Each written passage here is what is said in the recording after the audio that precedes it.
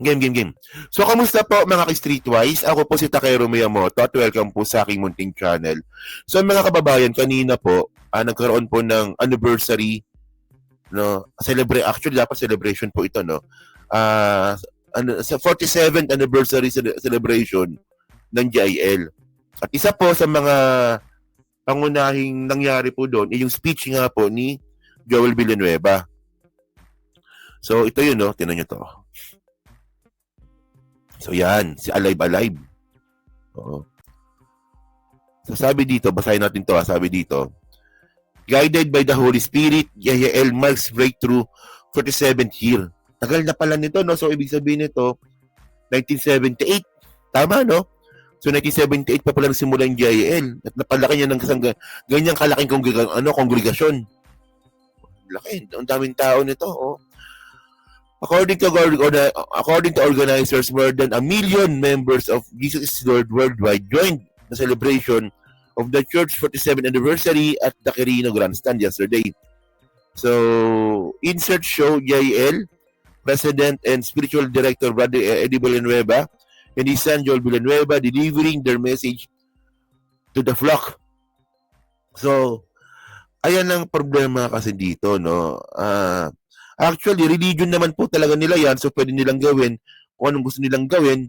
Kung gusto nilang gamitin yung religion po nila para po makapag-deliver ng message, so problema na nila yon. Pero alam naman po natin na, ang nangyari kasi dito, mga kababayan, naging platform po kasi ngayon ni Joel Villanueva ito sa kanyang problema sa politika. At tandaan po natin mga kababayan, no, hindi naman to yung first time ni Joel Villanueva na masangkot po dito sa ganyang klaseng nakawan. No? Pero medyo makapalang face ng konti, Pero sabi dito, no, in a massive display of faith and unity, the Jesus is Lord worldwide celebrated. So yun na yun. So which the team Holy Spirit breakthrough. Alam niyo, no, lang yan, no. So, guided by the Holy Spirit niya, no? The grand celebration served as the historical milestone for GIL.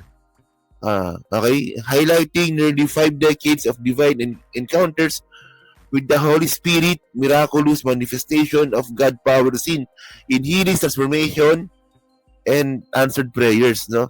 Mukhang yung nag-answered prayers na po talaga dito sa Joel. O ba naman, million ba naman, no? So doon po sa nila na yan, doon po sa kanilang celebration. So ang nakita ko doon si Alan Peter Cayetano. 'Di ba nag-speech pa sa harapan, political speech din. Napilit po na kinokonekta sa Diyos. Alam niyo napaka irrelevant nung ganun no. Na yung speech mo sa politika, yung speech mo religion, inahalo na politika. Di ba? Parang KOJC na rin sila Kasi yung KOJC po kasi merong manyakis na pastor. Meron din ba sa JL na gano'n? Diba? So, tinapuntan nga natin itong mga video niya dito, no? Saan na ba yun? Ito.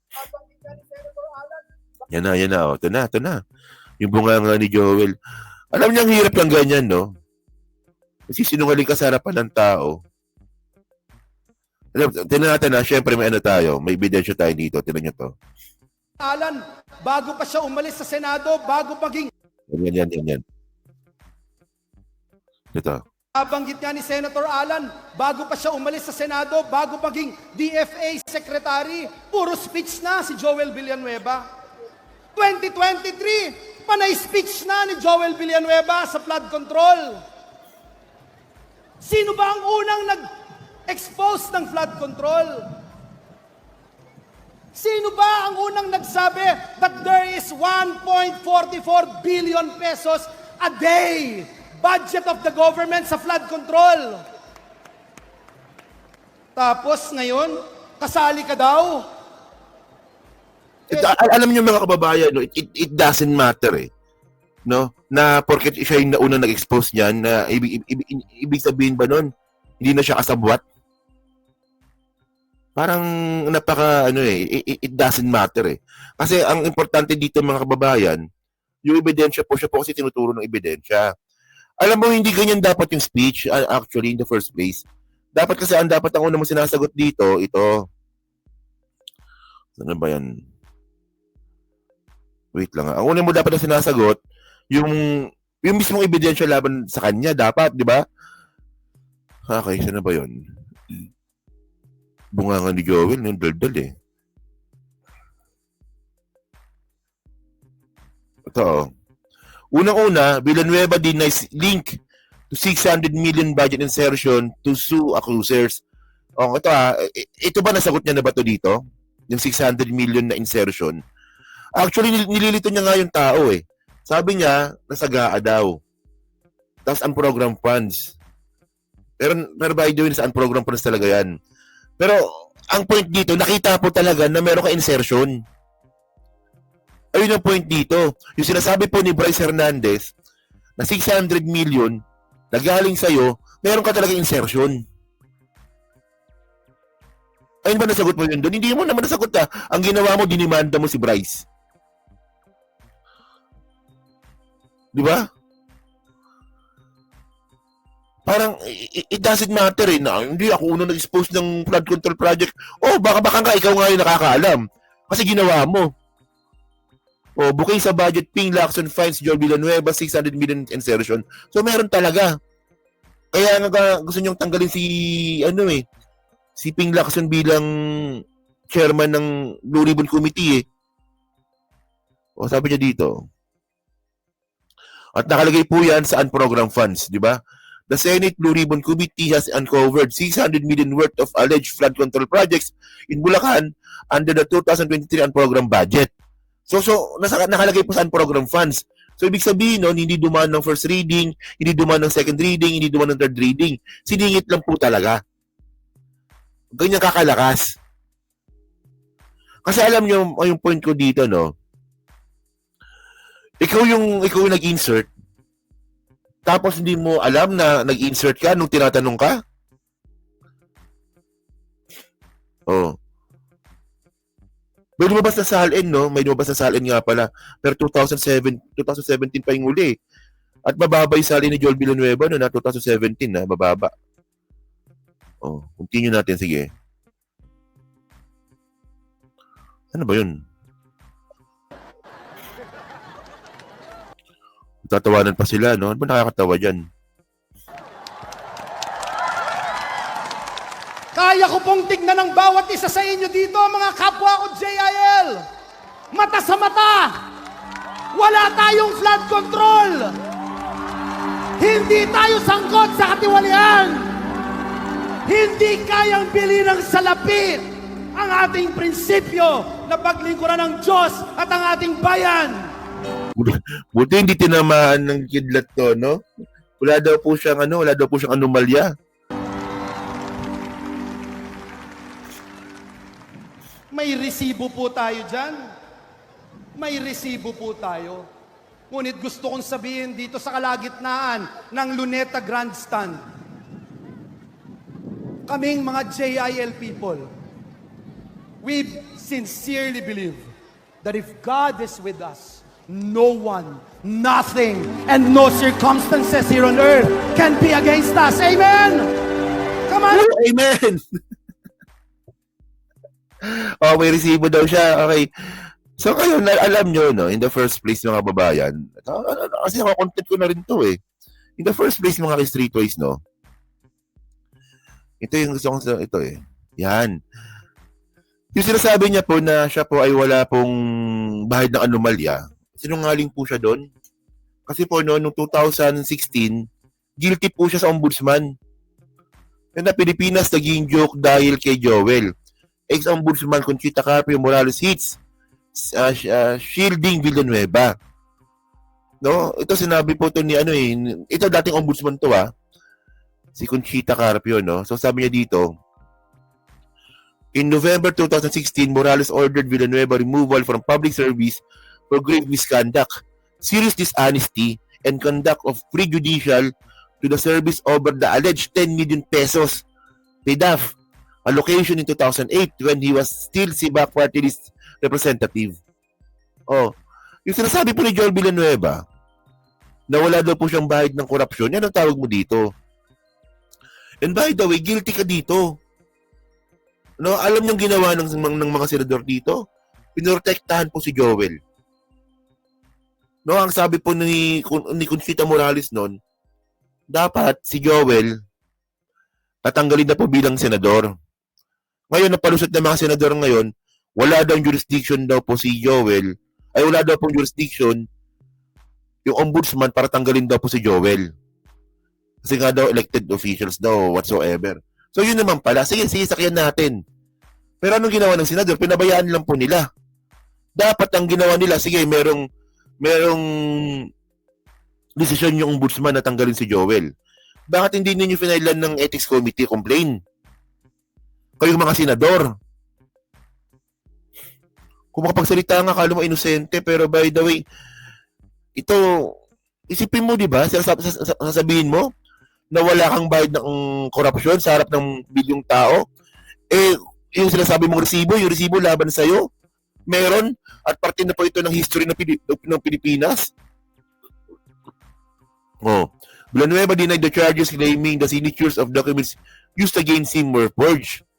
But instead of enforcing the ombudsman decision, the Senate closed ranks around Villanueva, arguing that the ombudsman has the authority to remove unelected members of the Congress.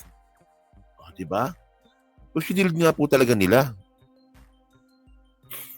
Oh. So, yung ko dito, no? In an interview with Karen Davila, so, okay na yan. So, ayun nga yung point natin dito, mga kababayan, no? Actually, hindi naman to bago sa atin na yung politika nakikihalo po sa religion. No, marami na po talagang gumagawa niyan.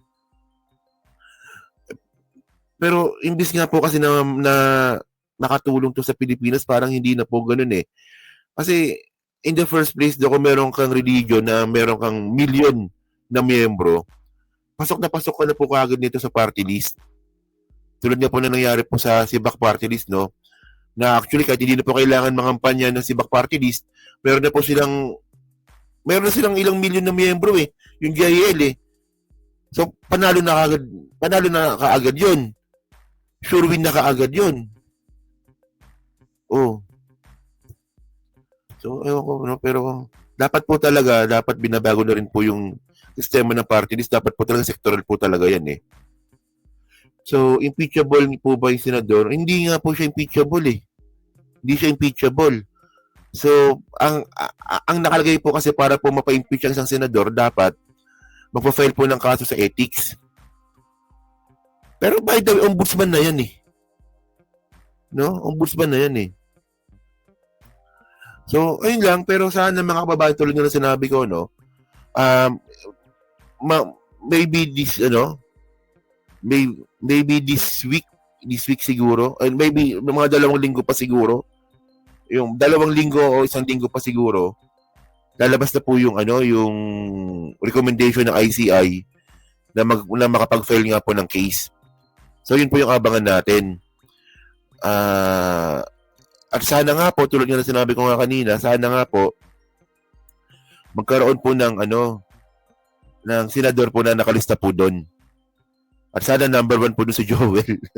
Kasi ang point dito, may ebidensya po laban kay Joel. Hindi naman po kasi natin ito gawa-gawa lang. Hindi po ito gawa-gawa lang po ni Ping Lacson, gawa-gawa ng ICI o gawa-gawa ng DPWH. May ebidensya po talaga na nagtuturo kay Joel. Ano ba kay Joel Villanueva? So, ayun yung abangan ngayon natin. At yun nga, tama nga, yung nakakatawa kasi dito, yung tema po kasi ng celebration ng GIL, 47th anniversary. Pero bakit puro politika po yung nandun? Yung speech. Una, nag-speech si Cayetano. Sobrang boring ng speech ni Cayetano. Tapos ito si Joel. Di ba, usapin politika. Dapat dun palang red flag na yun dapat sa mga miyembro eh. Di ba? So, yun. And then, at saka pa pala, mga kababayan, ang malupit pa dito, hindi lang po kasi isang tao ang nagtuturo kay Joel na siya po isang court sa flood control project. Hindi lang po isang tao. 'Di ba? Si Bryce sinuro na siya. Si Alcantara, tinuturo din po siya ni Alcantara. Pati si what do you call this? Si Yusek Bernardo, tinuturo din po siya. Lahat na lang ng district engineer, ikaw tinuturo. Pati may ebidensya na rin po mga kababayan na yung insertion ka din. Nasumakto po doon na 600 million na sinasabi po ni Bryce. So wala. No? Kaya, yun ko. Pero, ang malupit kasi dito, no, kapag natuloy nga po yung pag-file ng case ng ombudsman kay Joel, kay Joel lang ano po yun? Pasok kasi sa plunder case yun eh. So, makukulong po si Joel. Sigurado po yun. Ingay mo, Chris, no? Kaya sa yun, mga babae, so kayo po, no, pumasabi nyo nga po dito, sa ginawa nga po ni Joel Villanueva sa kanilang 47th anniversary. Yan, well, style niya yun eh. Congregation niya yun eh. Diba? Religion niya yun eh. Pero syempre, tayo po nakakita, no? Pero, ang nangyari po dito, naging platform niya na lang po ito ng politika. Diba? Yun, no? So, yun, nasa comment lang po sa baba. Binabasa ko pong lahat yan. Syempre, yan po sa Team Replay.